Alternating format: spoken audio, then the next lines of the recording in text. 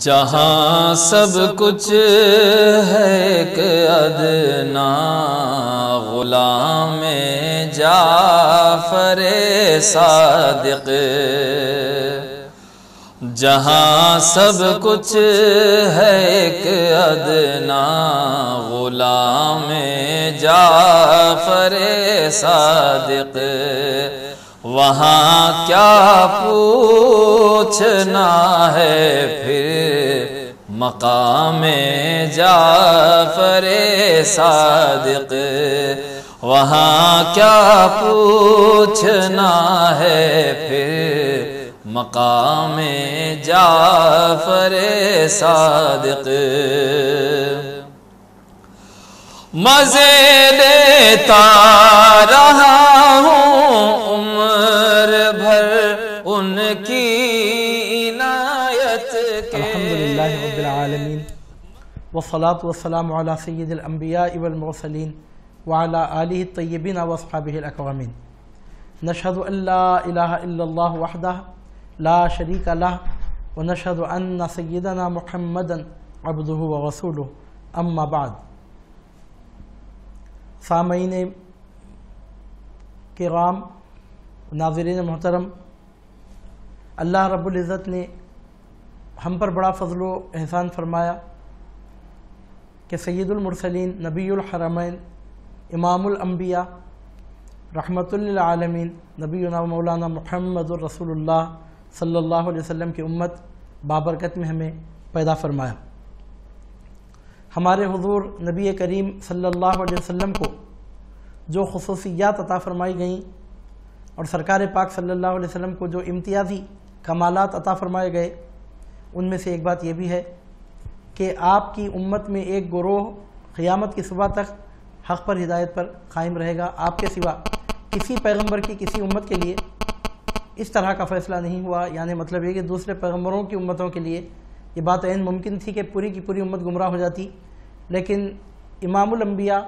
سید المرسلین، تاجدار مدینہ، محمد الرسول اللہ صلی اللہ علیہ وسلم پر اللہ رب العزت کا ایسا خصوصی انعام ہے کہ آپ کی پوری امت کبھی گمراہ نہیں ہو سکتی، اور صبح قیامت تک آپ کی امت میں ایک گروہ حق پر اور ہدایت پر برابر قائم رہے گا۔ یہ سرکار پاک صلی اللہ علیہ وسلم کی بہت عظیم ترین خصوصیات میں سے یہ بات شامل ہے۔ ہمارے حضور نبی کریم صلی اللہ علیہ وسلم کی امت کو حق پر ہدایت پر قائم رکھنے کے لیے اللہ رب العزت نے قرآن مجید کی حفاظت کا ذمہ قبول فرمایا، یعنی قیامت کی صبح تک قرآن مجید بغیر کسی تبدیلی اور تحریف کے باقی رکھا جائے گا، یہ اللہ رب العزت کا فیصلہ ہے۔ اور قرآن مجید کی تفہیم کے لیے، اس کی تشریح و توضیح کے لیے، اس کی تفسیر کے لیے اللہ رب العزت نے حضور سید المرسلین، امام الانبیاء، محمد الرسول اللہ صلی اللہ علیہ وسلم کی احادیث مبارکہ کو، آپ کے اقوال کریمہ، آپ کے افعال مبارکہ کے تذکرہ خیر کو بھی محفوظ فرما دیا، اور اس کے ساتھ حضور نبی کریم صلی اللہ علیہ وسلم کی امت کو حق پر ہدایت پر قائم رکھنے کے لیے اللہ رب العزت نے خود حضور نبی کریم صلی اللہ علیہ وسلم کے خاندان عالی شان کو دنیا میں باقی رکھا۔ چنانچہ خود حضور نبی کریم صلی اللہ علیہ وسلم نے اس بات کی ضمانت دی ہے کہ آپ کی امت میں سے جو خوش نصیب قرآن کو اور اہل بیت کو مضبوطی سے تھامے رہے گا وہ ہرگز گمراہ نہیں ہوگا، او کما قال صلی اللہ علیہ وسلم۔ شیخ محقق حضرت سیدنا شیخ عبدالحق محدث دہلوی قدس اللہ تعالی سرہ العزیز نے اپنی مشہور زمانہ کتاب مدارج النبوہ میں ایک نقطہ ذکر فرمایا ہے۔ اللہ رب العزت نے حضور نبی کریم صلی اللہ علیہ وسلم سے مخاطب ہو کے فرمایا، اعوذ باللہ من الشیطان الرجیم، بسم اللہ الرحمن الرحیم، انا اعطیناک الکوثر، بے شک ہم نے آپ کو کوثر عطا فرمایا۔ کوثر سے مراد کیا ہے؟ اس میں مفسرین کے بہت سارے اقوال ہیں، اور کوثر سے مراد کیا ہے؟ ضمن میں بہت سارے معانی و مفاہیم ذکر کیے گئے ہیں، اور ضمن میں بڑی تفصیلی بحث آئی ہے۔ شیخ عبدالحق محدث دہلوی فرماتے ہیں کہ اس کے کئی مصداق ہیں، اور ان میں سے کوثر کا ایک مصداق یہ ہے، اللہ رب العزت نے حضور نبی کریم صلی اللہ علیہ وسلم سے مخاطب ہو کے فرمایا کہ ہم نے آپ کو کوثر عطا فرمایا، تو حضرت شیخ عبدالحق محدث دہلوی فرماتے ہیں اس کا ایک مطلب یہ ہے کہ ہمیشہ آپ کی نسل پاک کو باقی رکھا جائے گا، اور آپ کی نسل پاک میں برکت باقی رکھی جائے گی، یہ مطلب ہے کوثر کا۔ یعنی مطلب یہ کہ دنیا میں کسی کا بھی خاندان ختم ہو سکتا ہے، کسی بھی کی بھی نسل منقطع ہو سکتی ہے، لیکن سید المرسلین صلی اللہ علیہ وسلم پر اللہ رب العزت کا ایسا فضل ہے کہ آپ کے خاندان کو، آپ کی نسل پاک کو ہمیشہ دنیا میں باقی رکھا جائے گا۔ کوثر کا مصداق یہ ہے کہ سرکار پاک صلی اللہ علیہ وسلم کی نسل پاک ہمیشہ باقی رکھی جائے گی، اور اس مبارک نسل میں ہمیشہ برکتیں بھی باقی رکھی جائیں گی۔ تو اس سے اس بات کا پتہ چلتا ہے کہ حضور نبی کریم صلی اللہ علیہ وسلم کا گھرانہ، آپ کا خاندان، آپ کی آل پاک، جو آپ کی صاحبزادی سیدہ کائنات، مخدومہ کائنات، شہزادی کونین، سیدۃ النساء العالمین، سیدۃ النساء، سیدتنا فاطمۃ الزہرا علی ابیہا وعلیہ الصلاۃ والسلام کے ذریعے سرکار صلی اللہ علیہ وسلم کی جو نسل پاک دنیا میں جاری و ساری ہوئی، اس نسل پاک کی برکتوں سے سرکار صلی اللہ علیہ وسلم کی امت ہمیشہ فیضیاب ہوتی رہے گی۔ اور بالفاظ دیگر جب تک قرآن مجید زمین پر موجود ہے، اور جب تک نسل پاک فاطمۃ الزہرا علی ابیہا علیہ السلام کا دنیا میں وجود ہے، سرکار صلی اللہ علیہ وسلم کی امت برابر حق پر اور ہدایت پر قائم رہے گی، اور یہ مبارک سلسلہ رکنے والا نہیں ہے۔ جیسا کہ ہم نے بھی آپ کے سامنے عرض کیا، کوثر کا مطلب یہ ہے کہ آپ کی نسل پاک کو ہمیشہ باقی رکھا جائے گا، یعنی حسنین کریمین علی جدہما وعلیہم الصلاۃ والسلام کے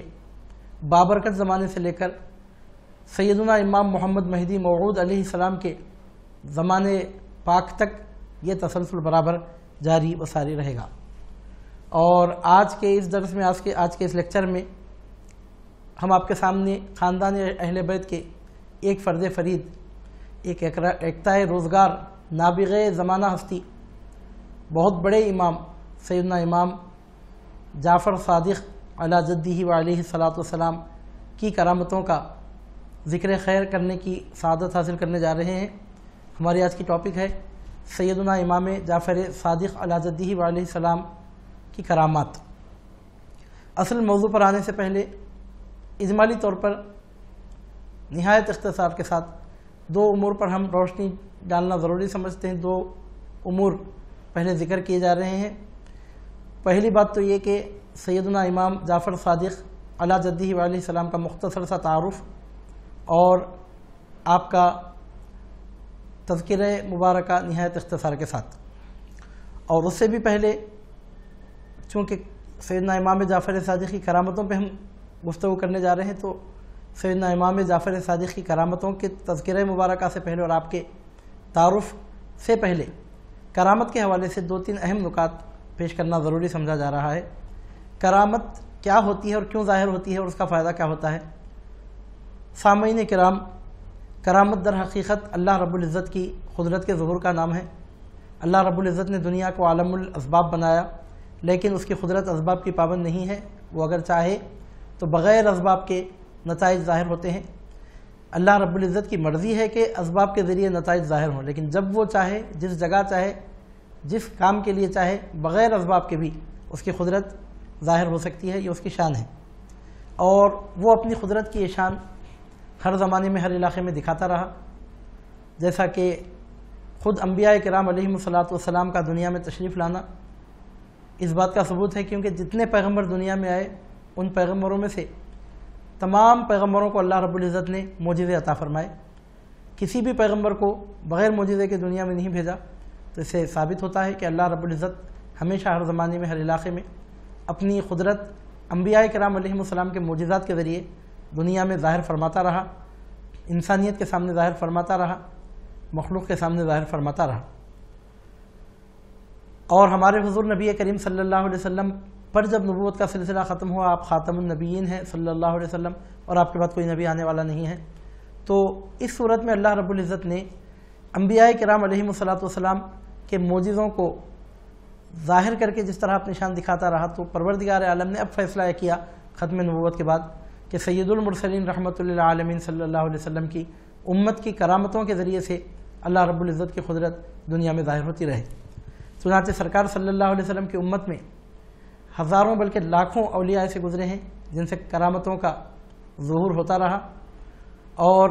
بہت سارے اولیاء کرام تو ایسے گزرے ہیں کہ جن سے بکثرت کرامتوں کا ظہور ہوا۔ تو کرامت ہوتی کیا ہے؟ در حقیقت یہ اللہ رب العزت کی قدرت کا ظہور ہوتا ہے، یعنی عالم اسباب میں اسباب سے ہٹ کر کوئی چیز دیکھنے میں آتی ہے اللہ رب العزت کی قدرت کے طور پر، وہ نبی سے ظاہر ہو تو معجزہ، ولی سے ظاہر ہو تو اس کو کرامت کہتے ہیں۔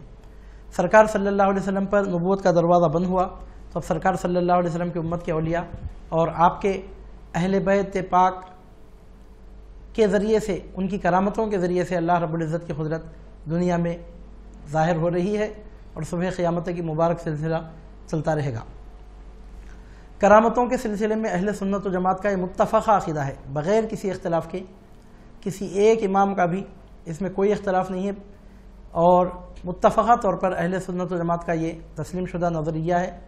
کہ کرامات الاولیاء حق، اولیاء کی کرامتیں حق ہوتی ہیں، اور کرامتوں سے مراد اسباب سے ہٹ کر اللہ رب العزت کی قدرت کا ان کے ذریعے ظاہر ہونا یہ کرامت ہوتی ہے۔ خرق عادت کوئی کام ظاہر ہو تو اس کو اولیاء سے ظاہر ہو، اہل بیت پاک سے ظاہر ہو تو اس کو کرامت کہتے ہیں۔ جیسا کہ ان کے لیے زمین کا لپیٹ دیا جانا، یعنی مطلب یہ کہ زمین کے ایک علاقے سے دوسرے علاقے تک پہنچنے کے لیے عام لوگوں کو بہت وقت درکار ہوتا ہے، اور اللہ کے کسی ولی کے لیے زمین اس طرح لپیٹ دی جاتی ہے کہ بہت کم وقت میں وہ زیادہ سے زیادہ فاصلے کو طے فرماتے ہیں۔ طے فی الارض یہ ان کی کرامت ہوتی ہے۔ بے موسم کے پھلوں کا ان کے پاس پایا جانا یہ ان کی کرامت ہوتی ہے، اور وہ مستجاب الدعوات ہوتے ہیں، جیسے ہی وہ دعا کرتے ہیں فوری طور پر ان کی دعا کا ظہور ہو جاتا ہے، یہ کرامت ہوتی ہے۔ اندھے کو آنکھیں مل جاتی ہیں، یہ کرامت ہوتی ہے۔ بیماروں کو بہت جلد صحت نصیب ہو جاتی ہے، یہ کرامت ہوتی ہے۔ اور اس طرح مختلف امور کے ظہور کے ذریعے اللہ رب العزت ان کی کرامتوں کو ظاہر فرماتا ہے۔ حد تو یہ ہے کہ اللہ رب العزت کی مرضی اگر رہی تو اولیاء کرام علیہم الصلاۃ والسلام کی کرامت کے طور پر مردے زندہ بھی ہو جاتے ہیں، یہاں تک بھی اولیاء کرام علیہم رضوان اللہ علیہم اجمعین کی کرامتوں کا ظہور ہوتا ہے۔ اور اس کے ساتھ یہ بات بھی نوٹ کرنے کے قابل ہے کہ آخر کرامتیں ظاہر ہوتی کیوں، اس کا فائدہ کیوں ہے۔ کرامتیں در حقیقت اللہ رب العزت کی قدرت کو ظاہر کرنے کے لیے ہوتی ہیں، اس سے اللہ تعالیٰ کی قدرت ظاہر ہوتی ہے، اور جس ولی کے ذریعے اور خاندان اہل بیت کے جس بزرگ کے ذریعے وہ کرامت ظاہر ہوتی ہے، اللہ رب العزت کی بارگاہ میں ان کی عظمت اور ان کی شان کا پتہ چلتا ہے، اور ان کے مقامات عظیمہ، ان کے مراتب عالیہ کا اس میں اظہار ہوتا ہے اس کے ذریعے سے۔ اور اس کے ساتھ کرامت کا اصلی حقیقی فائدہ عام لوگوں کو یہ ہوتا ہے کہ ان کے ایمان میں، ان کے یقین میں مضبوطی آتی ہے۔ جب کسی ولی سے کوئی کرامت ظاہر ہوتی ہے تو ان سے تعلق رکھنے والے، ان سے ملنے جلنے والے، ان کے علاقے کے لوگ، ان کے زمانے کے لوگ، یا بعض وقت ان کے زمانوں کے بعد آنے والے لوگ بھی جو ان سے روحانی طور پر تعلق رکھتے ہیں، ارادت کا، عقیدت کا، محبت کا جو تعلق رکھتے ہیں، ان لوگوں کے سامنے جب ان بزرگوں کی کرامتیں ظاہر ہوتی ہیں تو اس کا فائدہ یہ ہوتا ہے کہ ان کے یقین میں، ان کے ایمان میں مضبوطی آتی ہے۔ اور کئی ایسے لوگ کہ جن کو حق کا ہدایت کا راستہ نصیب نہیں ہے، ان لوگوں کو حق کا ہدایت کا راستہ نصیب ہو جاتا ہے۔ ایسا ان لوگوں کے حق میں ہوتا ہے جن کے لیے اللہ رب العزت نے فیصلہ فرمایا ہو کہ ان کو وقت آنے پر ہدایت عطا کر دی جائے گی۔ جن کے ہدایت کے اللہ رب العزت فیصلے فرماتا ہے ان کے لیے معجزے اور کرامتیں، ان کے ہدایت کو قبول کرنے کے لیے، حق کے ہدایت کے راستے کو قبول کرنے کے لیے ان کے لیے وہ کرامت، وہ معجزہ ایک سبب بن جاتا ہے، اور ان کے متعلقین کے لیے اس میں یہ بات، یہ برکت ہوتی ہے کہ وہ ان کے ایمان میں، ان کے یقین میں مضبوطی پیدا ہوتی ہے۔ ایمان میں اور یقین میں مضبوطی کا پیدا ہونا یہ دنیا میں اللہ رب العزت کا سب سے بڑا انعام ہے، کیونکہ ہم جس دنیا میں رہتے ہیں، مرنے سے پہلے جس عالم میں ہم کو رکھا گیا، اس عالم دنیا میں، عالم اسباب میں، یہاں بہت ساری چیزیں ہمارے لیے غیب ہیں۔ تو ایسی صورت میں اس طرح اللہ رب العزت کی قدرت کا ظاہر ہونا، اس کے مشاہدے کا موقع نصیب ہونا، یہ ایمان میں، یقین میں مضبوطی کا سبب بنتا ہے۔ تو اہل ایمان کے یقین میں مضبوطی پیدا ہوتی ہے، یقین میں پختگی آتی ہے، یہ در حقیقت کرامتوں کا فائدہ ہوتا ہے کہ اس سے ایمان میں مضبوطی آتی ہے۔ حضرت سیدنا امام جعفر صادق علی جدہ وعلیہ السلام کی کرامتوں کے زیر عنوان ہم آپ کے سامنے گفتگو کرنے جا رہے ہیں۔ تو پہلے مختصراً سیدنا امام جعفر صادق علی جدہ وعلیہ السلام کا تذکرہ خیر کرنے کی سعادت حاصل کی جاتی ہے۔ سیدنا امام جعفر صادق علی جدہ وعلیہ السلام ائمہ اہل بیت میں سے چھٹے امام ہیں۔ پہلے امام مولا کائنات، امام الاولیاء سیدنا مولانا علی المرتضیٰ کرم اللہ تعالیٰ وجہ الکریم رضی اللہ تعالیٰ عنہ و ارضاہ عنا ہے، اور آپ کے بعد دوسرے اور تیسرے امام آپ کے دونوں صاحبزادے رسول پاک صلی اللہ علیہ وسلم کے دونوں شہزادے حسنین کریمین علی جدہما وعلیہم الصلاۃ والسلام ہیں۔ چوتھے امام سید الشہداء امام علی مقام سیدنا امام حسین امام عشق و وفا شہید دشت کربلا علی جدہ وعلیہ السلام کے صاحبزادے سیدنا امام زین العابدین علی جدہ وعلیہ السلام ہیں۔ پانچویں امام امام حسین رضی اللہ تعالیٰ عنہ کے پوترے سیدنا امام محمد باقر علی جدہ وعلیہ السلام ہیں، اور چھٹے امام سیدنا امام باقر کے صاحبزادے سیدنا امام جعفر صادق علی جدہما وعلیہم السلام ہیں، یعنی مولا کائنات علی المرتضیٰ امام حسن امام حسین امام زین العابدین اور امام باقر کے بعد امام سیدنا امام جعفر صادق علی جدہم وعلیہم السلام مرتبہ امامت کبریٰ پہ فائز ہوئے، اور ائمہ اہل بیت میں سے آپ چھٹے امام ہیں۔ سیدنا امام جعفر صادق رضی اللہ تعالیٰ عنہ خاندان اہل بیت کے گولے تر ہیں، نسل پاک فاطمۃ الزہرا علی ابیہا علیہ السلام کے مہکتے ہوئے پھول ہیں، خاندان اہل بیت کے فرد فرید ہیں، اور حضرت سیدنا امام جعفر صادق رضی اللہ تعالیٰ عنہ کی ننھیالی نسبت رسول پاک صلی اللہ علیہ وسلم کے خلیفہ اول امیر المومنین رفیق رسول اللہ صاحب رسول اللہ سیدنا ابو بکر صدیق رضی اللہ تعالیٰ عنہ سے ہے۔ امام جعفر صادق رضی اللہ تعالیٰ عنہ کی والدہ مکرمہ بی بی خروہ ہیں، جو حضرت قاسم کی صاحبزادی ہیں، اور حضرت قاسم حضرت محمد کے صاحبزادے ہیں، اور حضرت محمد حضرت صدیق اکبر یعنی سیدنا ابو بکر رضی اللہ تعالیٰ عنہ کے صاحبزادے ہیں۔ ابو بکر صدیق رضی اللہ تعالیٰ عنہ کے صاحبزادے امام محمد ہیں، امام محمد کے صاحبزادے حضرت قاسم ہیں، اور حضرت قاسم کی صاحبزادی خروہ سیدنا امام جعفر صادق علی جدہ وعلیہ السلام کی والدہ مکرمہ ہیں، یعنی رشتہ حضرت صدیق اکبر سے امام جعفر صادق رضی اللہ تعالیٰ عنہ کا رشتہ یہ ہوتا ہے کہ حضرت ابو بکر صدیق رضی اللہ تعالیٰ عنہ کے پوترے کے آپ نواسے ہوتے ہیں۔ سیدنا امام جعفر صادق سیدنا امام باقر کے صاحبزادے ہیں، وہ سیدنا امام زین العابدین کے اور سیدنا امام حسین کے، یعنی آپ امام حسین رضی اللہ تعالیٰ عنہ کے پڑپوتے ہوتے ہیں، اور مولا کائنات علی المرتضیٰ اور سیدتنا فاطمۃ الزہرا علی ابیہا علیہ السلام کی چوتھی پشت میں چوتھے واسطے میں آپ سیدہ کائنات مخدومہ کائنات کے اور مولا کائنات علی المرتضیٰ کے صاحبزادے ہوتے ہیں۔ سیدنا امام جعفر صادق رضی اللہ تعالیٰ عنہ کی ولادت سن 83 ہجری میں ہوئی، ہفتے کے دن یا اتوار کے دن آپ پیدا ہوئے۔ آپ کا اسم مبارک جعفر ہے، کنیت ابو عبداللہ اور ابو اسماعیل ہے، اور آپ کے القاب صادق، صابر اور فاضل ہیں، اور زیادہ تر صادق کے لقب سے آپ بہت مشہور ہیں۔ جب آپ کے دادا جان سیدنا امام زین العابدین جو امام حسین کے صاحبزادے ہیں، مولا کائنات علی المرتضیٰ کے پوتے سیدنا امام زین العابدین نے جب دنیا سے پردہ فرمایا، اس وقت امام جعفر صادق رضی اللہ تعالیٰ عنہ کی عمر مبارک ایک روایت کے مطابق 12 سال کی اور ایک روایت کے مطابق 15 سال کی تھی، یعنی سیدنا امام جعفر صادق علی جدہ علیہ السلام کو یہ شرف، یہ برکت، یہ عظمت حاصل رہی کہ آپ کو اپنے دادا جان سیدنا امام زین العابدین سے شرف ملاقات نصیب رہا، شرف صحبت نصیب رہا، اور پورے شعور کی عمر میں آپ نے اپنے دادا جان کی صحبت کا فیض حاصل کیا۔ 12 یا 15 سال کی آپ کی عمر مبارک تھی کہ سیدنا امام زین العابدین جو امام حسین کے صاحبزادے ہیں نے دنیا سے پردہ فرمایا۔ اور جب امام محمد باقر علی جدہ علیہ السلام کا وصال ہوا، یعنی امام جعفر صادق کے والد کا جب وصال ہوا، تو اس وقت امام جعفر صادق کی عمر مبارک ایک روایت کے مطابق 31 سال کی اور ایک روایت کے مطابق 34 سال کی تھی، یعنی اپنے دادا جان کے بعد اپنے والد مکرم کے فیضان صحبت سے بھی آپ بہت لمبے عرصے تک مستفیض ہوتے رہے، برکت حاصل فرماتے رہے۔ ایک روایت کے مطابق 31 سال، بلکہ ایک روایت کے مطابق آپ کی عمر مبارک 34 سال کی تھی جبکہ آپ کے والد ماجد سیدنا امام محمد باقر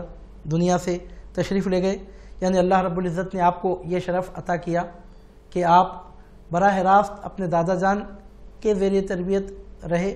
12-15 سال کی عمر تک، پھر اس کے بعد 30-35 سال کی عمر تک، یعنی ایک روایت کے مطابق 31 سال، ایک روایت کے مطابق 34 سال کی عمر مبارک تک اپنے والد مکرم سیدنا امام محمد باقر علی جدہ علیہ السلام کا فیضان صحبت آپ کو نصیب رہا۔ اپنے والد مکرم کے دنیا سے تشریف لے جانے کے بعد آپ درجہ امامت پر فائز ہوئے اور دنیا کو آپ نے ہدایت کے زیور سے مزین کیا، یعنی مطلب یہ کہ آپ نے لوگوں کی رشد و ہدایت کا فریضہ انجام دیا ایک لمبے زمانے تک۔ آپ کے کمالات اور خوارق عادات شرق سے غرب تک مشہور ہیں۔ وہ کرامات و تصرفات جو آپ کے آبا و اجداد سے پردے میں تھے، آپ سے وہ بلا تکلف ظاہر ہونے لگے، اور آج ہم پنجتین پاک کی نسبت سے سیدنا امام جعفر صادق کی 5 کرامتوں کا ابھی کچھ دیر بعد ذکر کرنے جا رہے ہیں۔ سیدنا امام جعفر صادق علی جدہ وعلیہ الصلاۃ والسلام کی شان بہت بڑی، اور اللہ رب العزت نے آپ کو بہت بڑے مرتبے پر فائز فرمایا۔ حضور نبی کریم صلی اللہ علیہ وسلم سے جو عجیب و غریب علوم آپ کے خاندان میں وراثتاً جاری تھے، سینہ بسینہ منتقل ہو رہے تھے، وہ علوم اللہ رب العزت نے آپ پر ظاہر کیے۔ چنانچہ سیدنا امام جعفر صادق علی جدہ وعلیہ الصلاۃ والسلام خود ارشاد فرماتے ہیں: علمنا غابر و مزبور و نقص فی القبور و نخر فی الاسماع و ان عندنا الخضر الاحمر والجفر الابیض ومصحف فاطمہ وان عندنا الجامعہ فیہا ما یحتاج الناس۔ اس کا ترجمہ ہے کہ امام جعفر صادق ارشاد فرماتے ہیں کہ ہمارے علوم ہیں غابر، مزبور، نقص فی القلوب، نخر فی الاسماع، خضر الاحمر، جفر الابیض، مصحف فاطمہ، اور مزید فرماتے ہیں کہ جامعہ ہمارے پاس موجود ہے۔ یعنی امام جعفر صادق نے یہاں پر اپنے خصوصی علوم میں 7 چیزوں کا ذکر فرمایا۔ حبیب السیر میں حضرت امام کے اس کلام کے متعلق یوں لکھا ہے کہ غابر وہ علم ہے جس کے متعلق مستقبل کے واقعات معلوم ہوتے ہیں۔ سیدنا امام جعفر صادق فرماتے ہیں کہ علمنا غابر، ہمارے علم میں غابر شامل ہے، اور اس کی وضاحت اکابرین نے اس طور پہ فرمائی ہے کہ غابر اس علم کو کہتے ہیں کہ جس کے ذریعے سے مستقبل کے واقعات معلوم ہوتے ہیں، یعنی اللہ رب العزت اپنی مرضی سے اپنے بندوں میں سے جس کو چاہتا ہے آئندہ پیش آنے والے امور ان پر ظاہر فرماتا ہے، مستقبل میں ہونے والے امور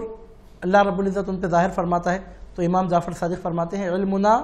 غابر، ہمارے علم میں غابر شامل ہے، یعنی اللہ کی عطا سے مستقبل میں ہونے والے واقعات کو ہم جانتے ہیں۔ مزید فرماتے ہیں کہ ہمارے علوم میں مزبور بھی ہے، اور مزبور کے متعلق اکابرین فرماتے ہیں کہ مزبور سے مراد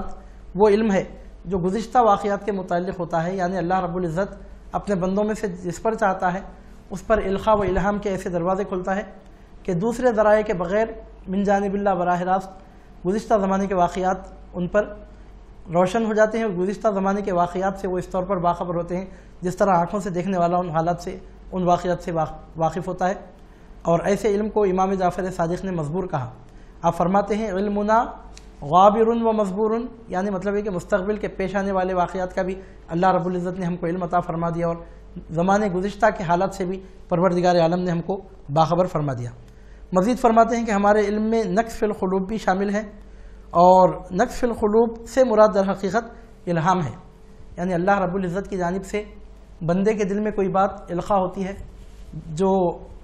جس کو الہام کہتے ہیں، اور اسی کو امام باقر نے نقص فی القلوب کہا۔ مزید فرماتے ہیں کہ ہم کو نخر فی الاسماع کا علم بھی دیا گیا، اور اس کے متعلق اکابرین فرماتے ہیں کہ نخر فی الاسماع سے مراد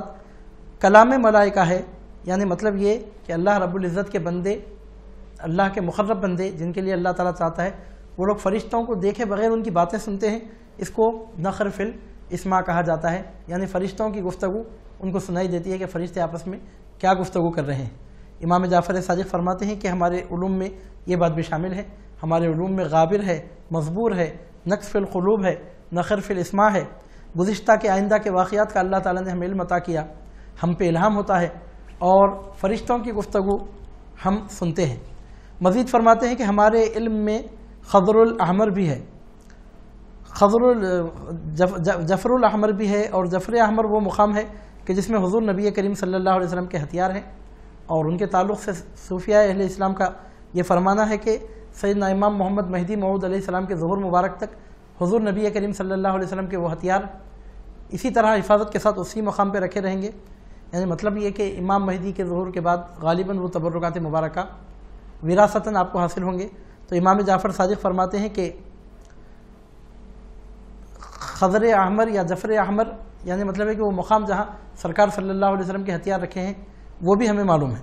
مزید فرماتے ہیں کہ ہمارے پاس جفر ابیض بھی ہمارے علم میں شامل ہے. اس سے مراد کیا ہے؟ تو اکابرین فرماتے ہیں در حقیقت یہ ایک ظرف ہے کہ جس میں حضرت موسیٰ علیہ السلام کی توریت، حضرت عیسیٰ علیہ السلام کی انجیل اور حضرت داؤد علیہ السلام کی زبور اور تمام آسمانی کتابیں اس میں محفوظ ہیں، موجود ہیں. تو امام جعفر صادق فرماتے ہیں کہ ہم کو معلوم ہے کہ وہ تمام کتابیں کہاں رکھی گئی ہیں. یعنی مطلب یہ کہ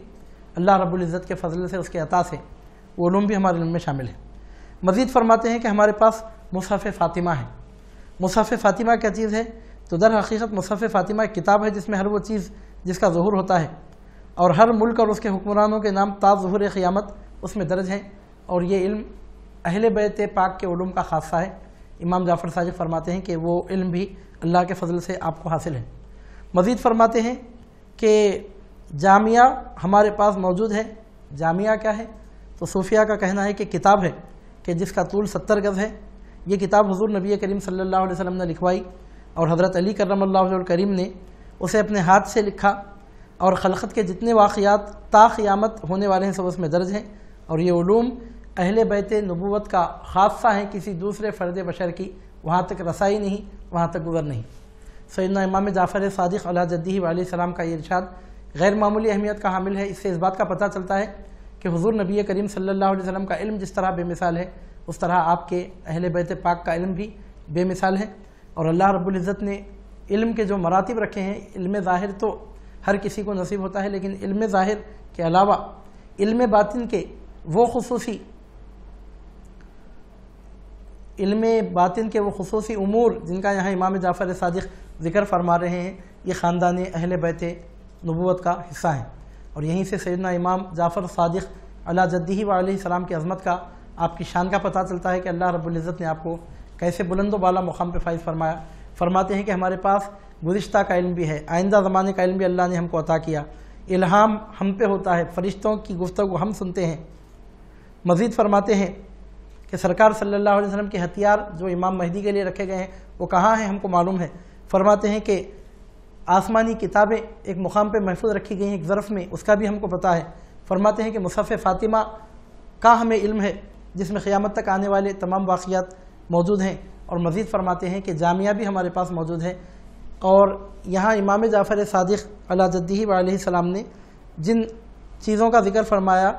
غابر، مزبور، نقص فی القلوب، نخر فی الاسماء، پھر وہ ہتھیاروں کا مقام، پھر وہ آسمانی کتابوں کا مقام، پھر مصحف فاطمہ اور جامعہ، ان 8 چیزوں کا امام جعفر صادق نے یہاں پہ ذکر فرمایا. اور ان 8 چیزوں کا تعلق علم سے ہے. تو یہاں سے پتہ چلتا ہے کہ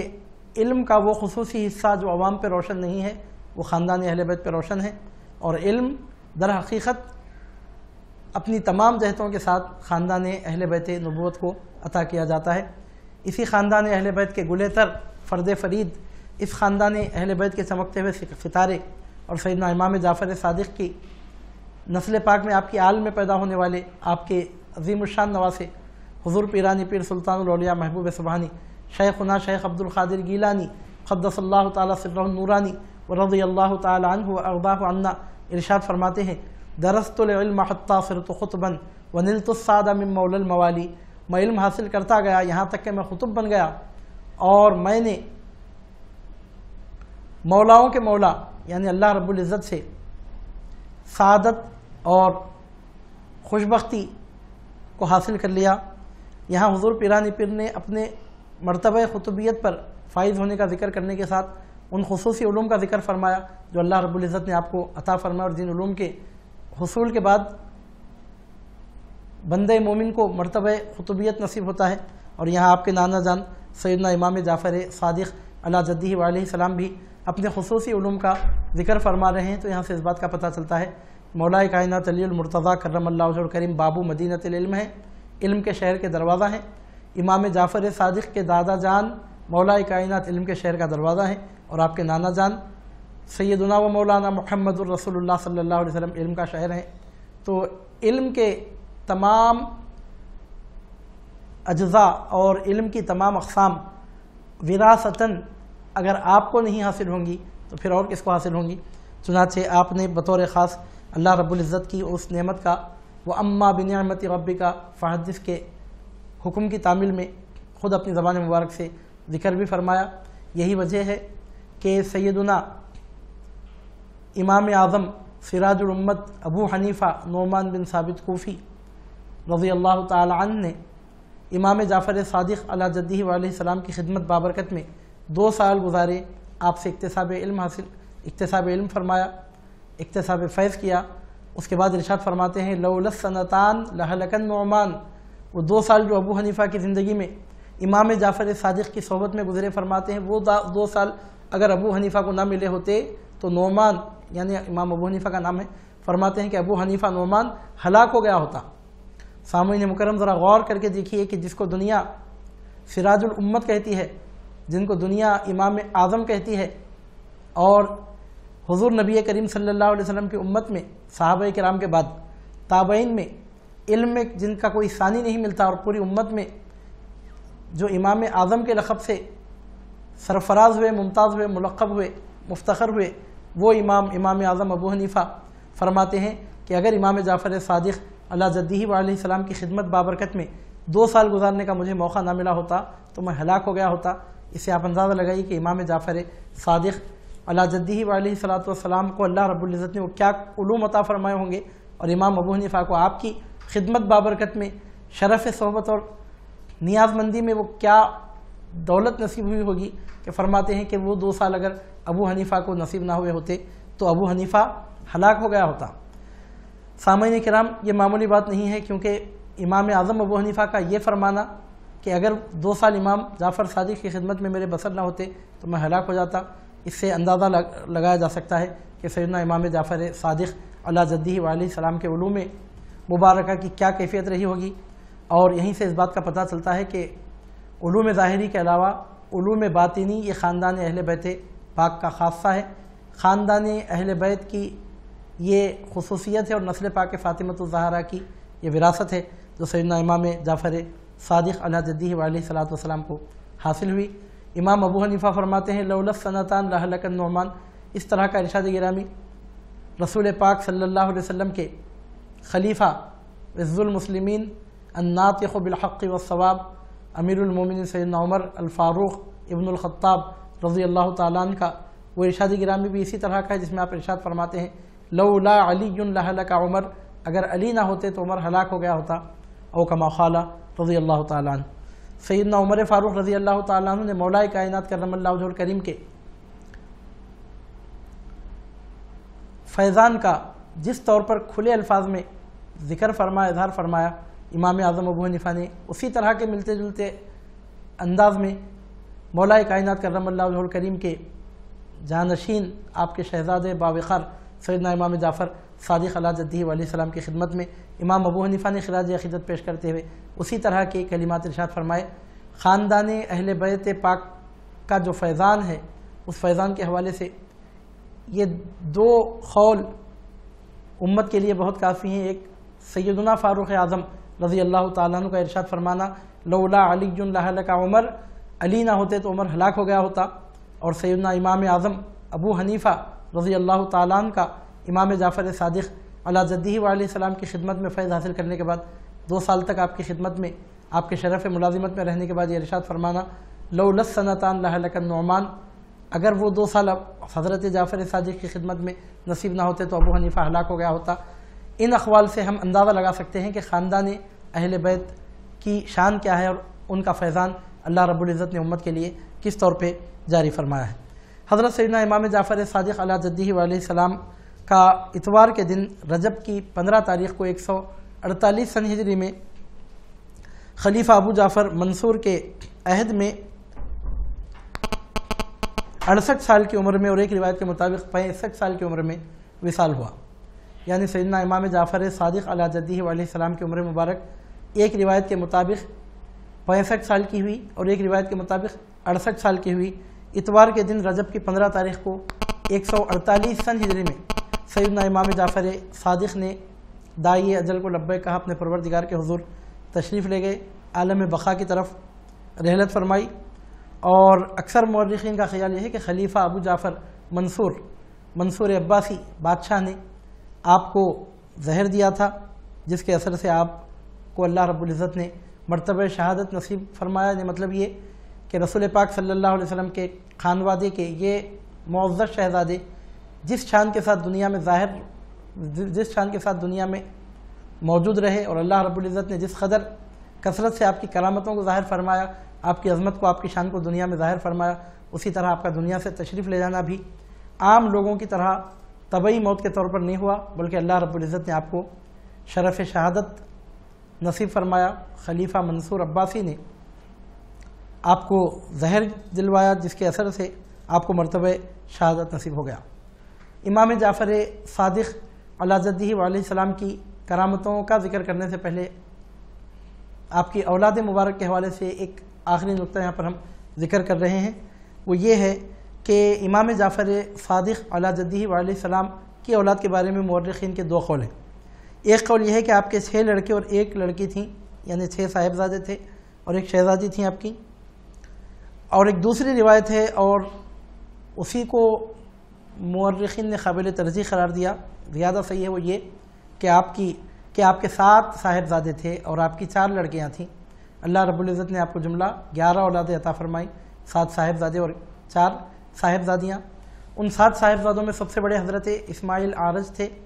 جو بڑے صاحب کرامت بزرگ تھے، اور اکثر لوگوں کا گمان تھا کہ شاید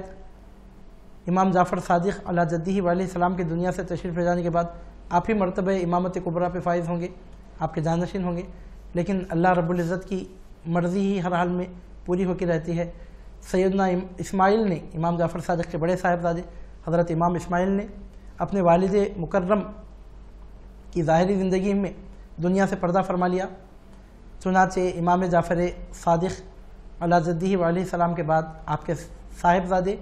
سیدنا امام موسیٰ کاظم علیہ جدہ علیہ السلام آپ کے جانشین ہوئے اور 7ویں امام قرار پائے۔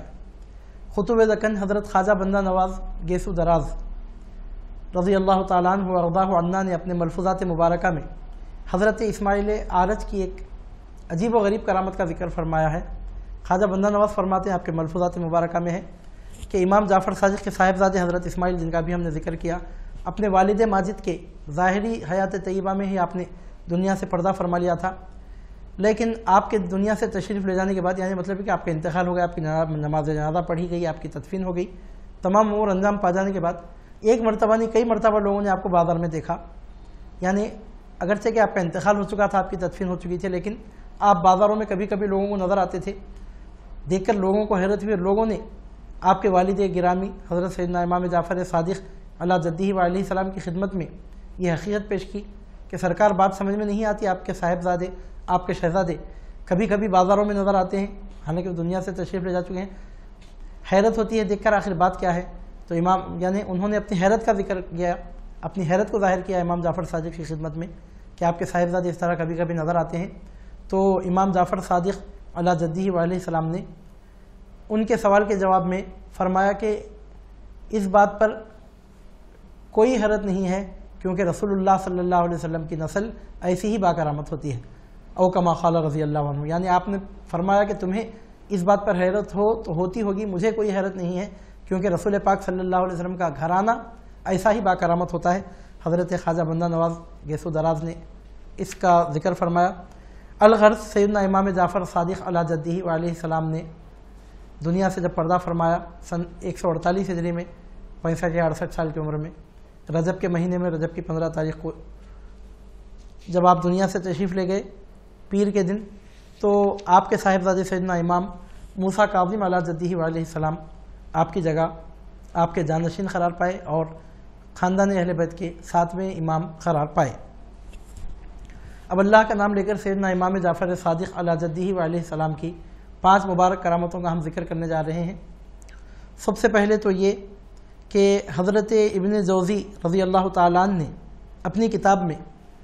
حضرت لیث بن سعد سے روایت کی ہے، کرامت ذکر فرماتے ہیں۔ علامہ ابن جوزی نے اس کرامت کو لکھا ہے اپنی کتاب میں۔ حضرت لیث بن سعد سے روایت کرتے ہیں کہ لیث بن سعد فرماتے ہیں کہ حج کے موسم میں عصر کی نماز پڑھ کر میں کوہ ابو الخبیث پہ چڑھ گیا۔ کوہ ابو الخبیث ایک پہاڑ ہے حرم شریف کے سامنے۔ تو حضرت لیث بن سعد فرماتے ہیں کہ ایک دن حرم شریف میں حج کے موسم میں عصر کی نماز پڑھ کر میں کوہ ابو الخبیث پہ چڑھ گیا۔ وہاں میں نے دیکھا ایک ایسے شخص کو کہ جو کعبۃ اللہ شریف کی طرف قبلے کی طرف رخ کیے ہوئے تھے، اور ان کی زبان مبارک پر ایک ذکر جاری ہوا۔ انہوں نے ذکر کیا یا رب یا اللہ یا حی یا رحیم یا رحم الراحمین۔ 7 مرتبہ اس مرد کامل نے یہ کلمات دہرائے۔ لیث بن سعد کہتے ہیں کہ میں نے وہاں کوہ ابو الخبیث پہ ایک بزرگ کو دیکھا کہ وہ کعبۃ اللہ شریف کی طرف رخ کیے ہوئے 7 مرتبہ اپنی زبان سے ان کلمات کو انہوں نے ادا کیا، یا رب یا اللہ یا حی یا رحیم یا رحم الراحمین، یا رب یا اللہ یا حی یا رحیم یا رحم الراحمین، یا رب یا اللہ یا حی یا رحیم یا رحم الراحمین۔ اس طرح 7 مرتبہ آپ نے ان کلمات کو دہرایا۔ پھر اللہ رب العزت کی بارگاہ میں ہاتھ پھیلا کر دعا مانگی کہ اے پروردگار مجھے پہننے کے لیے کپڑے اور کھانے کے لیے رزق عطا فرما۔ لیث بن سعد کہتے ہیں کہ ادھر ان کی دعا پوری ہوئی، ادھر میں کیا دیکھتا ہوں کہ تازہ انگوروں کا ایک تھال اور 2 نئی چادریں اچانک سامنے ظاہر ہوئیں۔ یعنی ان بزرگ نے 7 مرتبہ ان کلمات کو دہرا کر اللہ کی بارگاہ میں دعا کی کہ پروردگار مجھے رزق عطا فرما، اور انہوں نے دعا مانگی کہ اے پروردگار پہننے کے لیے مجھے کپڑے عطا فرما۔ جیسے ہی ان کی دعا ختم ہوئی، لیث بن سعد کہتے ہیں کہ اچانک وہاں سامنے میں کیا دیکھتا ہوں کہ ایک تھال تازہ انگوروں سے بھری ہوئی موجود ہے اور 2 نئی چادریں وہاں پر موجود ہیں۔ لیث بن سعد کہتے ہیں مجھے حیرت اس بات پہ ہوئی کہ وہ موسم انگوروں کا نہیں تھا اور شاندار قسم کے انگور تھال میں وہاں موجود ہو گئے، حالانکہ وہ انگور کا موسم بھی نہیں تھا۔ لیث بن سعد کہتے ہیں کہ جب ان بزرگ نے ان انگوروں کو کھانے کا ارادہ کیا تو میں ان کے سامنے آ گیا اور آ کر میں نے آپ کی خدمت میں عرض کیا کہ میں بھی آپ کے ساتھ کھانے میں شریک ہونا چاہتا ہوں۔ تو انہوں نے پوری خوش دلی کے ساتھ لیث بن سعد فرماتے ہیں کہ مجھے اجازت دی اور کہا کہ کھاؤ لیکن جمع نہ کرنا، یعنی مطلب یہ کہ تھیلی وغیرہ میں اس کو محفوظ نہ کرنا، بلکہ اب اس وقت جتنے کھا سکتے ہو کھاؤ، یہ مطلب تھا ان کا۔ حضرت لیث بن سعد کہتے ہیں کہ میں نے پیٹ بھر انگور کھائے لیکن اس تھال میں کوئی کمی واقع نہیں ہوئی۔ اس کے بعد ان بزرگ نے، لیث بن سعد کہتے ہیں کہ ان بزرگ نے مجھ سے دریافت کیا کہ یہ جو 2 چادریں ہیں بتاؤ ان میں سے تمہیں کون سی پسند ہے، اور جو تمہیں پسند ہے وہ لے لو۔ لیث بن سعد کہتے ہیں میں نے عرض کیا کہ جی نہیں، مجھے اس کی حاجت نہیں ہے۔ تو فرماتے ہیں کہ انہوں نے ایک چادر کا تہبند بنایا، دوسری چادر کو اوڑھ لیا، اور وہ 2 پرانی چادریں جو ان کے پاس تھیں اٹھا کر روانہ ہو گئے۔ لیث بن سعد کہتے ہیں کہ میں بھی ان کے پیچھے پیچھے چلنے لگا۔ راستے میں ایک آدمی ملا، اسے انہوں نے وہ 2 پرانی چادریں اسے دے دیں اور چلے گئے۔ میں نے اس آدمی سے دریافت کیا کہ کون بزرگ ہیں، یعنی لیث بن سعد نے یہ جو کرامتیں دیکھی تھیں ان بزرگ کی۔ جب وہ بزرگ وہاں سے روانہ ہوئے تو فرماتے ہیں کہ اس شخص سے جس کو انہوں نے چادریں دی تھیں میں نے پوچھا کہ تم انہیں پہچانتے ہو، یہ کون ہے؟ تو اس شخص نے کہا کیوں نہیں،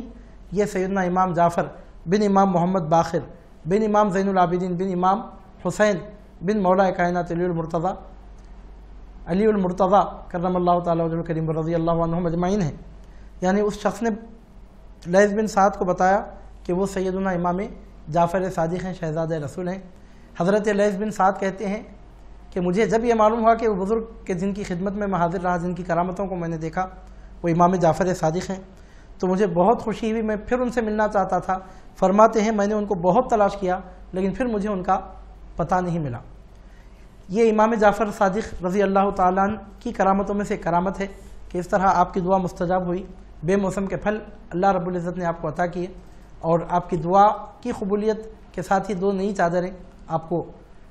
اللہ رب العزت نے پردے غیب سے آپ کے لیے ظاہر کی، آپ کو حاصل ہوئی۔ اللہ رب العزت نے قرآن مجید میں بی بی مریم کی کرامتوں کا ذکر کرتے ہوئے ارشاد فرمایا کہ آپ کے پاس بعض وقت بے موسم کے پھل رکھے ہوئے ہوتے جس کو دیکھ کر حضرت زکریا علیہ السلام کو حیرت ہوتی۔ کلما دخل علیہا زکریا المحراب وجد عندها رزقا قال یا مریم انا لک ھذا قالت هو من عند اللہ ان اللہ یرزق من یشاء بغیر حساب۔ جب کبھی زکریا مریم کے پاس محراب میں جاتے تو دیکھتے کہ ان کے پاس رزق رکھا ہوا ہے، پوچھتے کہ اے مریم یہ رزق آپ کو کہاں سے حاصل ہوا؟ تو فرماتی کہ اللہ رب العزت کی جانب سے، اور اللہ تعالیٰ جس کو چاہتا ہے بے حساب عطا فرماتا ہے۔ اور مفسرین اس کے بارے میں فرماتے ہیں کہ اس حیرت کی وجہ یہ ہوتی، حضرت زکریا کے سوال کا مدعا یہ ہوتا، مقصد یہ ہوتا کہ بے موسم کے پھل بی بی مریم کے پاس رکھے ہوئے نظر آتے، تو اللہ رب العزت کی شان ہے اگر بنی اسرائیل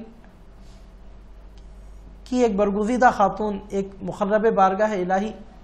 خاتون سیدتنا بی بی مریم کے لیے اللہ رب العزت اگر بے موسم کے پھل عطا فرمائے تو کوئی حیرت کی بات نہیں ہے، بلکہ قرآن سے اس کا ثبوت ملتا ہے۔ تو پھر رسول پاک صلی اللہ علیہ وسلم کے معزز شہزادے سیدنا امام جعفر صادق کو اللہ رب العزت اگر بے موسم کا پھل عطا فرما دے، اس میں حیرت کی بات ہی کیا ہے؟ اور اس میں نعوذ باللہ من ذالک انکار کے پہلو کی گنجائش کہاں نکلتی ہے؟ بہرحال یہ اللہ رب العزت کا بہت بڑا فضل تھا، اور اس بات کا پتہ چلتا ہے کہ امام جعفر صادق علی جدہ وعلیہ السلام کیسی صاحب کرامت شخصیت گزرے ہیں، کیسی با کرامت آپ کی شخصیت رہی۔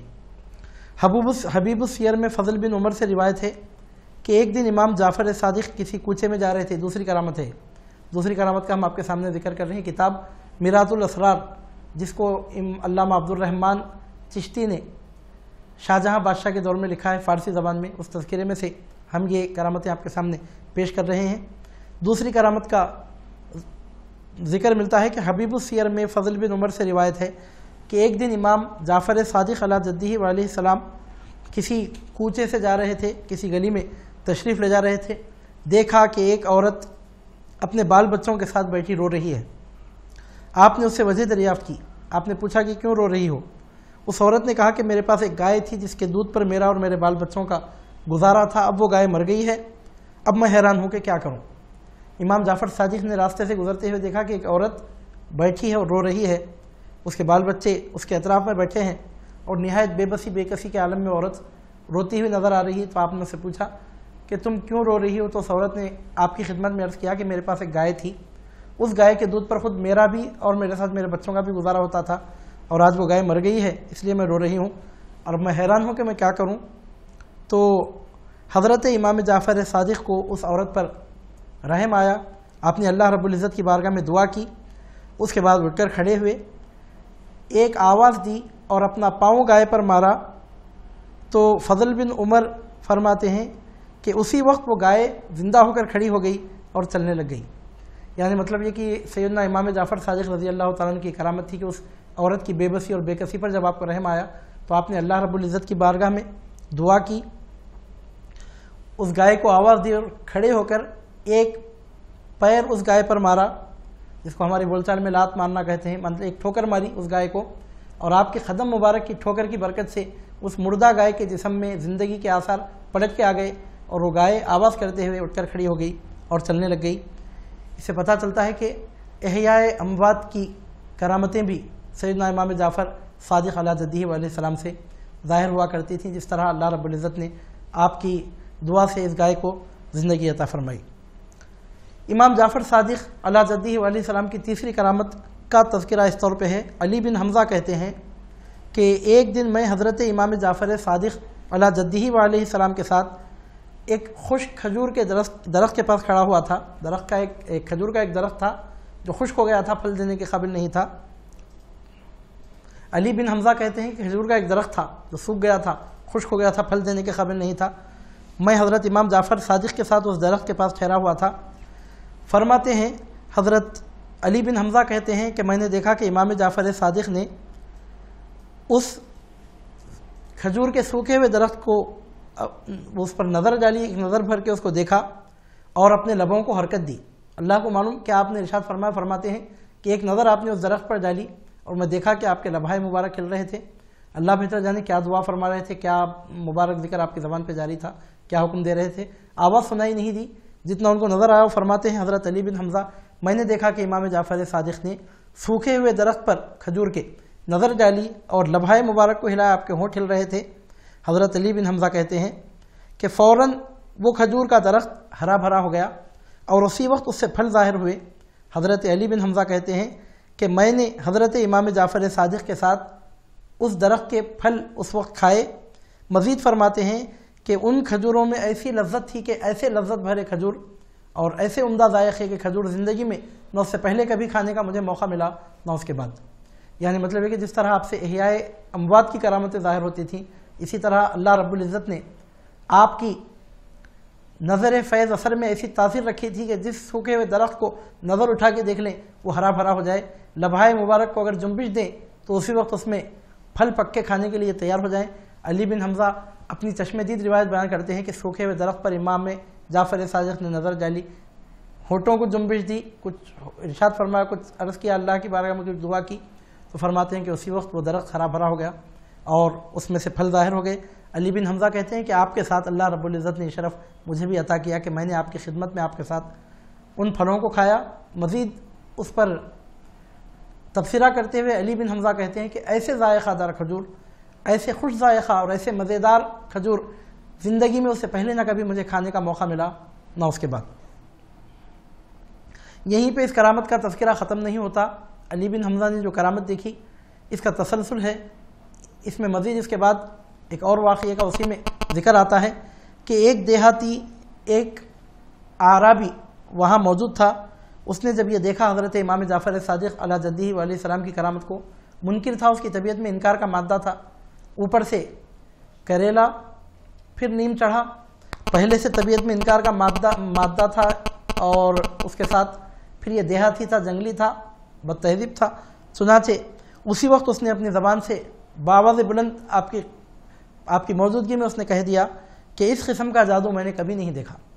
یعنی علی بن حمزہ کہتے ہیں کہ امام نے ایک نظر سوکھے ہوئے درخت پہ ڈالی، دعا فرمائی تو درخت ہرا بھرا ہوا اور اسی وقت پھل ظاہر ہو گئے، ہم نے پھل کھائے، ہم نے کھجور کھائے۔ تو علی بن حمزہ کہتے ہیں کہ اس وقت وہاں سامنے ایک اعرابی تھا، ایک دیہاتی، ایک بدو تھا اور اس کی طبیعت انکار پہ مائل تھی۔ اس نے امام جعفر صادق علیہ جدہ علیہ السلام کی کرامت دیکھی تو بجائے اس کی برکت کو محسوس کرنے کے اس کی طبیعت انکار پہ آمادہ ہو گئی اور اس نے نہایت بدبختانہ جملہ اپنی زبان سے نکالا۔ اس نے کہا کہ اس قسم کا جادو میں نے پہلے کبھی نہیں دیکھا۔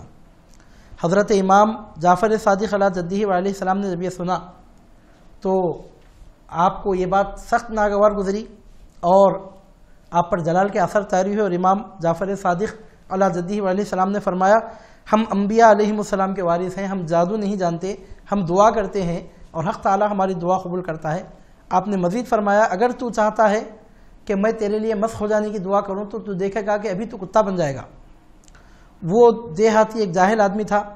اس نے کہا اچھی بات ہے، میرے مسخ ہونے کے لیے ابھی آپ دعا کر دو۔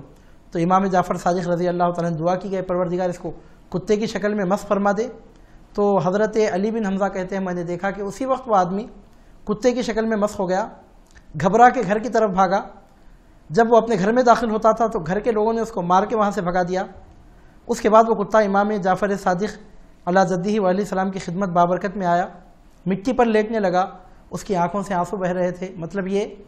کہ اس کی طبیعت میں جو سرکشی تھی اب وہ زائل ہو چکی تھی، اس کو اب اندازہ ہوا تھا کہ کتنی بڑی غلطی اس سے سرزد ہوئی۔ چنانچہ پلٹ کے امام جعفر صادق کی خدمت بابرکت میں آیا اور امام جعفر صادق کا گھرانہ رحمت للعالمین کا گھرانہ تھا، وہاں مجرموں کو معافیاں ہی نہیں بلکہ انعامات دیے جاتے ہیں۔ چنانچہ جب اس کی اکڑ ختم ہوئی اور جب اس کی سرکشی ختم ہوئی، وہ امام جعفر صادق علیہ جدہ علیہ السلام کی خدمت بابرکت میں حاضر ہوا، مٹی پر لوٹنے لگا اور اس کی آنکھوں سے آنسو بہنے لگے۔ تو یہ دیکھ کر امام جعفر صادق کو رحم آ گیا، آپ نے اس کے لیے دعا کی۔ تو حضرت علی بن حمزہ کہتے ہیں کہ اسی وقت وہ اپنی اصلی صورت پر واپس لوٹ آیا، یعنی مطلب ہے کہ پھر سے وہ انسان بن گیا۔ یہ سیدنا امام جعفر صادق رضی اللہ تعالیٰ عنہ کی کرامتوں کی شان ہے۔ امام جعفر صادق علیہ جدہ علیہ صلاۃ والسلام کی چوتھی کرامت کا جو ہم ذکر کرنے جا رہے ہیں وہ کچھ اس طور پہ ہے کہ شواہد النبوہ میں علامہ عبد الرحمن جامی نے اس روایت کو نقل کیا ہے، اس کرامت کا ذکر فرمایا ہے کہ حضرت داؤد بن علی بن عبداللہ بن عباس نے شواہد النبوہ میں ملتا ہے کہ داؤد بن علی بن عبداللہ بن عباس نے امام جعفر صادق کے غلاموں میں سے ایک کو قتل کر ڈالا اور اس کی جائیداد پر قبضہ کر لیا۔ امام صاحب نے وہاں جا کر اپنی چادر کو زمین پر گھسیٹتے ہوئے فرمایا کہ تم نے میرے غلام کو قتل کیا، اس کے مال پر قبضہ کر لیا، واللہ تمہارے لیے میں بددعا کروں گا۔ تو اس نے کہا آپ مجھے اپنی دعا سے ڈراتے ہیں، یعنی مطلب یہ کہ بجائے معافی چاہنے کے، معذرت خواہی کرنے کے، وہ انکار پر اور ہٹ دھرمی پر اتر آیا تو آپ نے اس کے لیے بددعا کی۔ ایک ساتھ بھی نہیں گزری تھی کہ کچھ ایسے اسباب، ایسے حالات بنے کہ کچھ ہی دیر میں کسی شخص نے داؤد بن علی بن عبداللہ بن عباس کو قتل کر دیا. یعنی مطلب یہ کہ امام جعفر صادق علی جدہ و علیہ الصلوۃ والسلام ایسے صاحب زبان ہیں کہ آپ کی زبان مبارک سے ادھر دعا نکلی ادھر قدرت نے اس کے لیے موت کا فیصلہ فرما دیا اور موت کے منہ میں پہنچ گیا. اس سے اس بات کا پتہ چلتا ہے کہ آپ پر اللہ رب العزت کی صفات جلالیہ کا غلبہ رہا. یہی وجہ ہے کہ دشمن آپ کے مقابلے میں ہمیشہ مغلوب ہوتا ہوا نظر آتا اور بے ادبی کرنے والا فوری طور پر اپنے نتیجے کو پہنچتا تھا. سیدنا امام جعفر صادق علی جدہ و علیہ الصلوۃ والسلام کی آخری اور 5ویں کرامت کا آج کے اس دور میں آج کے اس لیکچر میں جو ہم ذکر کرنے جا رہے ہیں وہ یہ ہے. حضرت شیخ فرید الدین عطار رحمۃ اللہ علیہ نے اپنی مشہور زمانہ کتاب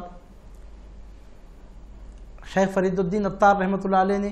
اپنی مشہور زمانہ کتاب میں اس واقعے کو نقل کیا ہے تذکرۃ الاولیاء میں. وہ لکھتے ہیں کہ ایک دن ایک آدمی نے امام جعفر صادق علی جدہ و علیہ السلام کی خدمت بابرکت میں حاضری دی اور عرض کیا کہ آپ مجھے اللہ رب العزت کا دیدار کروا دیں. سیدنا امام جعفر صادق نے فرمایا کہ موسیٰ علیہ السلام اس قدر کمال کے باوجود آپ نے جواب لن ترانی سنا تو خدا کو کس طرح دیکھ سکے گا. تو اس شخص نے آپ کی خدمت میں عرض کیا ہے شہزاد رسول وہ کلمہ سیدنا موسیٰ علیہ السلام کے لیے صادر ہوا تھا جو میرے لیے حجت نہیں ہے کیونکہ میں اس نبی برحق محمد الرسول اللہ صلی اللہ علیہ وسلم کا امتی ہوں جنہوں نے اللہ رب العزت کو اپنے سر کی آنکھوں سے دیکھا اور آپ اس معزز رسول کے شہزادے ہیں جن کو اللہ رب العزت نے اپنا دیدار عطا کیا. موسیٰ علیہ السلام کے لیے جواب آیا ہوگا وہ اپنی جگہ ہے لیکن میں موسیٰ علیہ السلام کا امتی نہیں ہوں. میں تو آپ کے نانا جان صاحب المعراج محمد الرسول اللہ صلی اللہ علیہ وسلم کا امتی ہوں جن کو اللہ رب العزت نے اپنا جلوہ دکھایا. ہمارے پیغمبر علیہ السلام نے حق تعالیٰ کو دیکھا ہے. تو امام جعفر صادق علی جدہ و علیہ الصلوۃ والسلام کا دریائے کرم جوش پر آیا. آپ نے اس شخص سے فرمایا اچھا دریا کے اندر آؤ اور صادق صادق کہتے جاؤ. اب وہ شخص پانی میں آیا اور صادق صادق کہنے لگا لیکن عجیب و غریب بات یہ دیکھی گئی کہ جیسے ہی وہ صادق صادق کہتا تو پانی اس کو اور دباتا جاتا. یعنی مطلب ہے کہ اور پانی کے اندر اترتا. صادق صادق کہتا رہا پانی کے اندر اترتا گیا. ایک طرح سے آپ نے اس کا امتحان لیا تھا اس طور پر. اس کو سمجھ میں نہیں آیا صادق صادق کہتا گیا اور ڈوبنے کے قریب ہوا. جب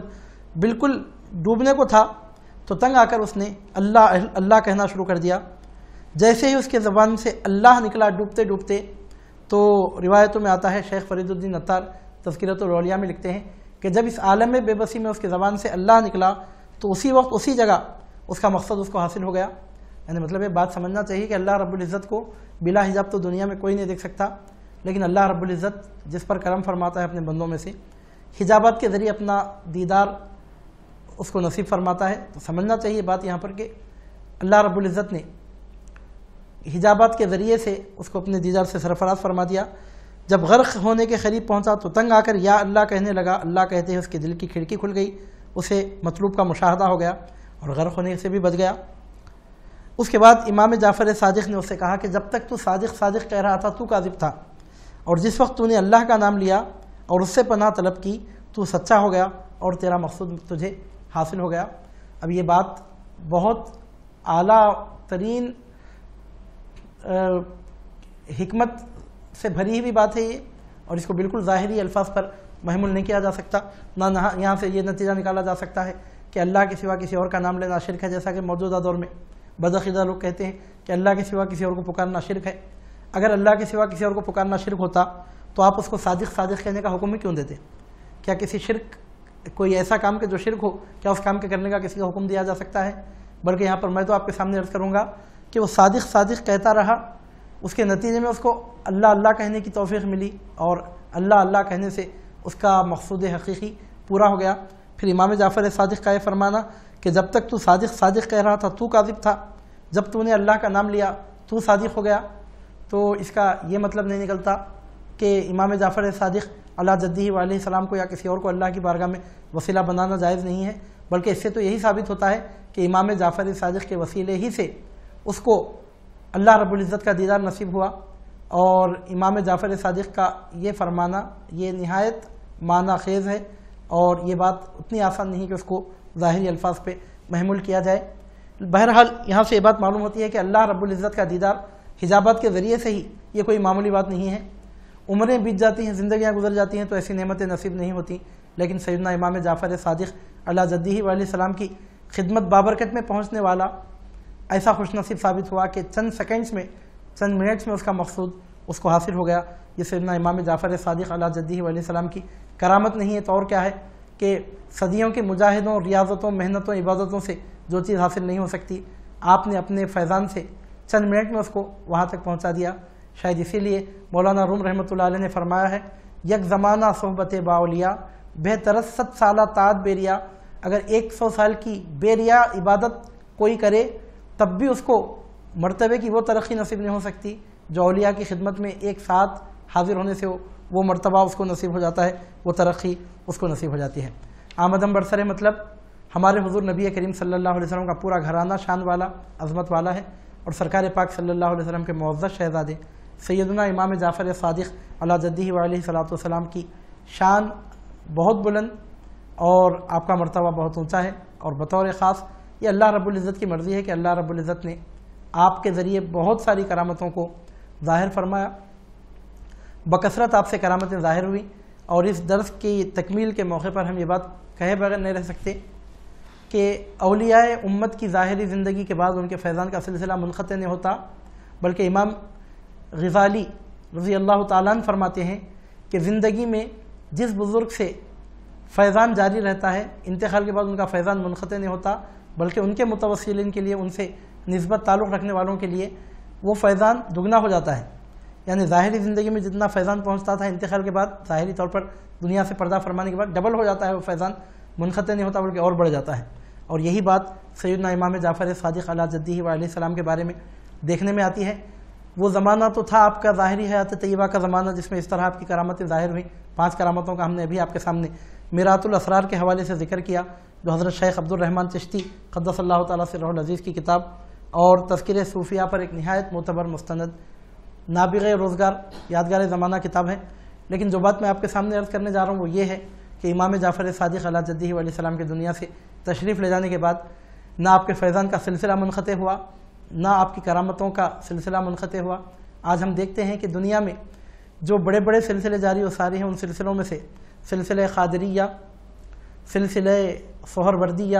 اور سلسلہ رفاعیہ، یہ 3 بڑے سلسلے ایسے سلسلے ہیں کہ جن سلسلوں میں سیدنا امام جعفر صادق علیہ جدہ علیہ السلام کا فیضان جاری و ساری ہے.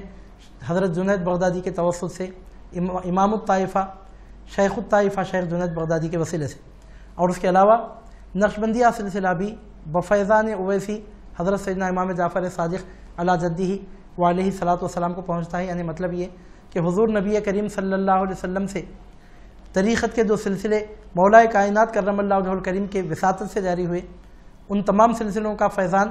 گویا امام جعفر صادق علیہ جدہ علیہ الصلوۃ والسلام کے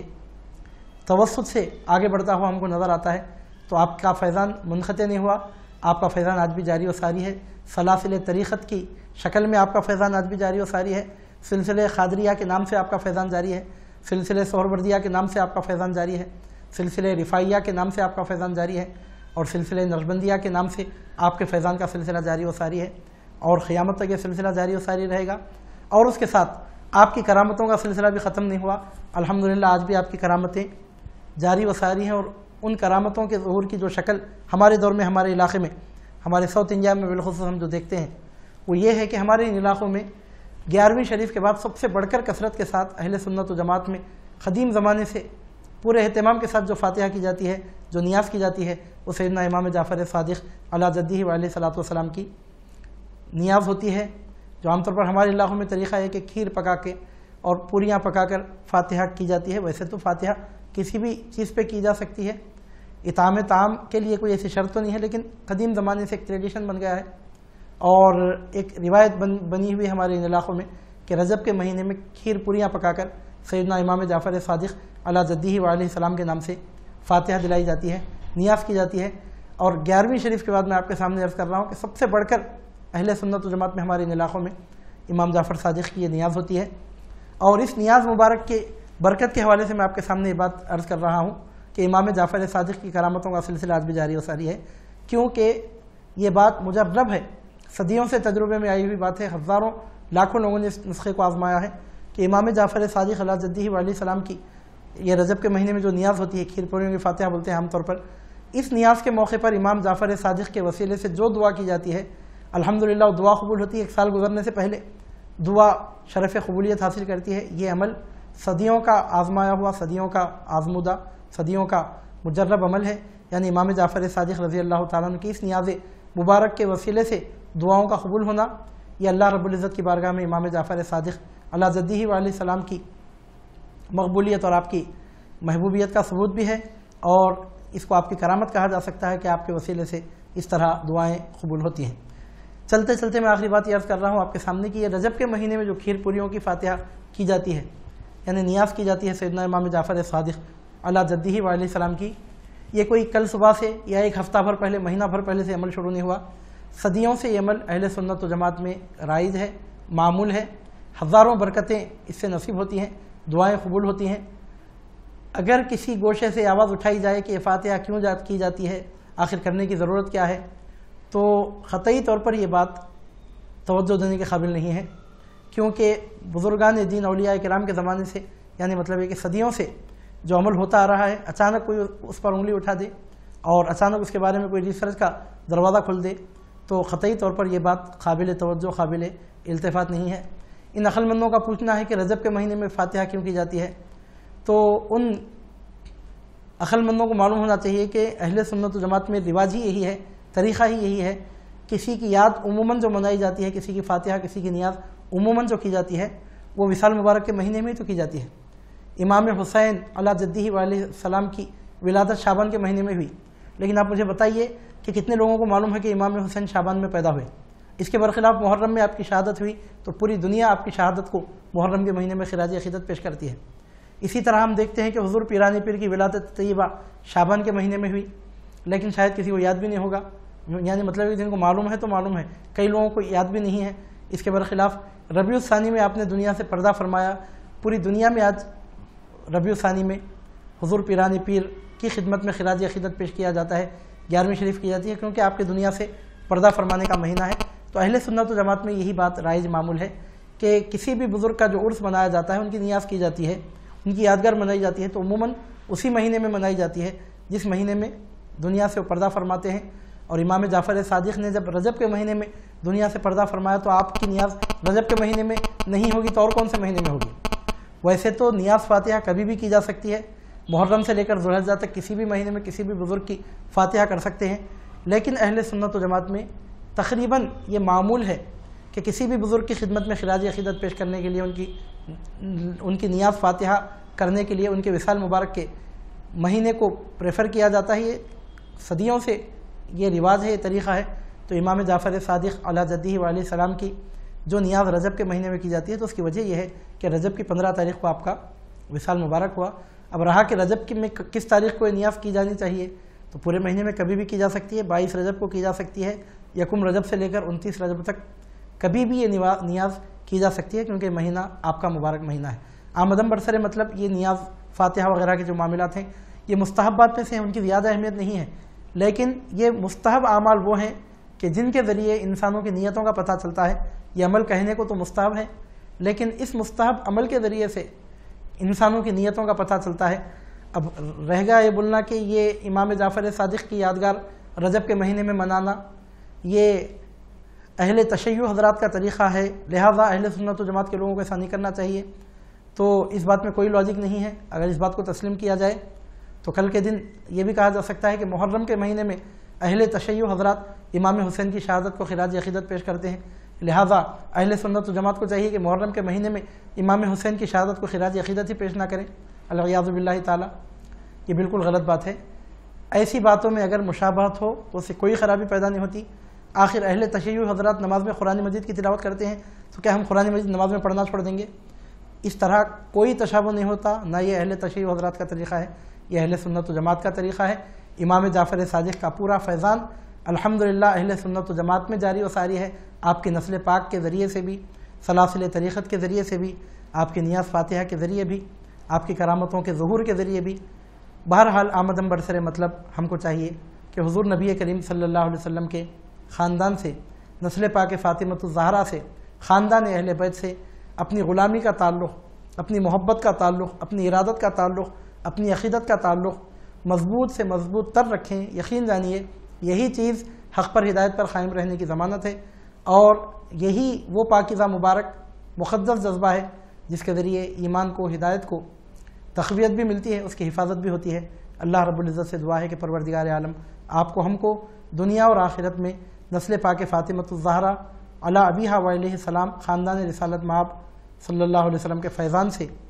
دنیا اور آخرت میں فیضیاب فرمائے، بالخصوص سیدنا امام جعفر صادق علی جدہ و علیہ الصلاۃ والسلام کا فیضان دنیا اور آخرت میں ہمیں نصیب ہو۔